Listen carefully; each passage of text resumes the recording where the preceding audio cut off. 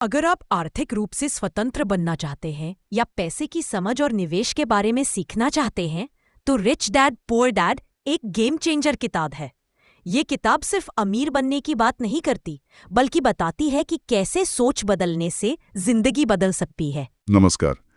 आज हम एक बहुत ही जानी मानी किताब पर बात करने वाले हैं, रॉबर्ट कियोसाकी की रिच डैड पुअर डैड। हमारे पास इसका एक सार है, तो आज हम कोशिश करेंगे इसकी जो मुख्य बातें हैं, जो वित्तीय सोच है, उसे समझने की, और ये भी कि भाई क्यों इसे इतना क्रांतिकारी माना जाता है। हाँ बिल्कुल, और इसकी शुरुआत ही बड़ी दिलचस्प है। लेखक के वो दो पिता वाली कहानी, एक उनके असली पिता जिन्हें वो गरीब डैड कहते हैं, हाँ। और दूसरे उनके दोस्त के पिता अमीर डैड, और पैसे को लेकर दोनों के विचार बिल्कुल उलट। तो एकदम जमीन आसमान का फर्क। तो यहीं से बात शुरू होती है ना। हाँ, यही विरोधाभास तो पूरी किताब का आधार है। गरीब डैड जो पढ़े लिखे थे, प्रोफेसर थे, वो पारंपरिक रास्ते पर जोर देते थे। मतलब अच्छी तरह पढ़ो, डिग्री लो, कोई सुरक्षित सी नौकरी पकड़ो और स्थिरता रखो जिंदगी में। हाँ, वही पुराना रास्ता, स्कूल जाओ, अच्छे नंबर लाओ, नौकरी पाओ। बिल्कुल। जबकि अमीर डैड जो शायद उतने पढ़े लिखे नहीं थे लेकिन बिजनेस में माहिर थे, उनका नजरिया एकदम अलग था। वो कहते थे पैसे के बारे में सीखना जरूरी है, थोड़ा जोखिम उठाना, निवेश करना, और सबसे जरूरी संपत्ति बनाना, एसेट्स। हाँ। संपत्ति यानी एसेट्स बनाना, ऐसी चीजें जो आपके लिए पैसा कमाए। ये एसेट्स और लायबिलिटीज वाला कॉन्सेप्ट बड़ा कह सकते हैं कि आंखें खोलने वाला है। किताब इस बात पर जोर देती है कि सिर्फ अच्छी तनख्वाह से अमीर नहीं बनते, ये फर्क समझना बहुत जरूरी है। बिल्कुल। और उनकी परिभाषा भी बड़ी सीधी है। अमीर डैड के हिसाब से एसेट वो है जो आपकी जेब में पैसा डाले। अच्छा। और लायबिलिटी वो जो आपकी जेब से पैसा निकाले, बस इतना ही। तो मतलब इस हिसाब से तो जो घर हम खरीदते हैं लोन लेकर, जिसे सब अपना सबसे बड़ा एसेट मानते हैं, हाँ, वो असल में एक लायबिलिटी हो सकता है। हाँ, वो असल में एक लायबिलिटी हो सकता है, जब तक वो आपके लिए आय ना बना रहा हो। क्योंकि उस पर लगातार खर्च होता है, ईएमआई, मेंटेनेंस, टैक्स, पैसा जाता ही रहता है। सही कहा। एसेट हुआ जैसे कोई किराए की प्रॉपर्टी जिससे किराया आ रहा है, या स्टॉक्स जिससे डिविडेंड मिल रहा है, या कोई बिजनेस जो खुद चल रहा हो।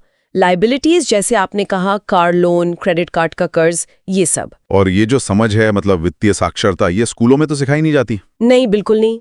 और अमीर डैड इसी पर जोर देते थे कि ये ज्ञान, ये समझ घर से आनी चाहिए, असल जिंदगी के अनुभव से। और वो मानसिकता वाली बात भी तो है। हाँ, वो बहुत अहम है।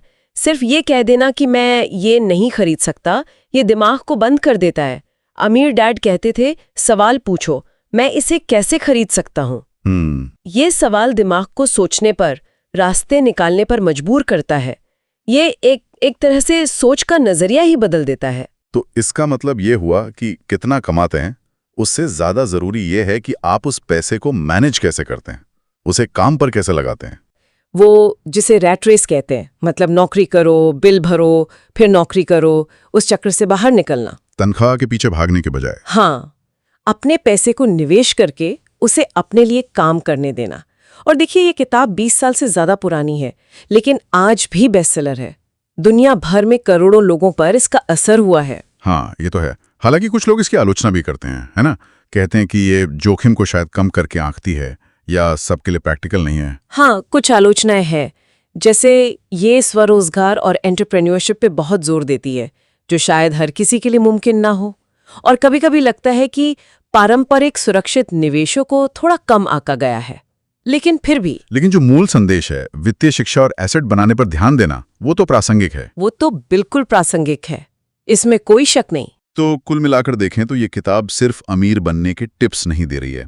ये असल में पैसे को देखने का हमारा नजरिया, हमारी पूरी सोच बदलने की बात करती है। हाँ, पैसे के लिए काम करने की सोच से हटकर एक ऐसा सिस्टम बनाने की तरफ जहां पैसा आपके लिए काम करे। बिल्कुल सही कहा।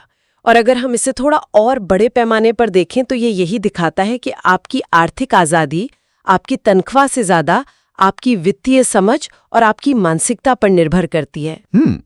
ये सोचने का एक अलग ही तरीका है। हाँ। चलिए, तो फिर आज की बातचीत को यहीं रोकते हैं, लेकिन जाते जाते एक सवाल श्रोताओं के लिए छोड़ जाते हैं। जैसा कि किताब में कहा गया है, हमें यह पूछना चाहिए कि मैं इसे कैसे खरीद सकता हूं। तो सोचिए, ऐसी कौन सी एक चीज है जिसे आपने पहले शायद ये सोचकर नजरअंदाज कर दिया था कि वो आपकी पहुंच से बाहर है। क्या अब इस नए सवाल के साथ उस पर दोबारा विचार किया जा सकता अगर आपको वीडियो पसंद आया हो तो वीडियो को लाइक करें, चैनल को सब्सक्राइब करना ना भूलें। धन्यवाद।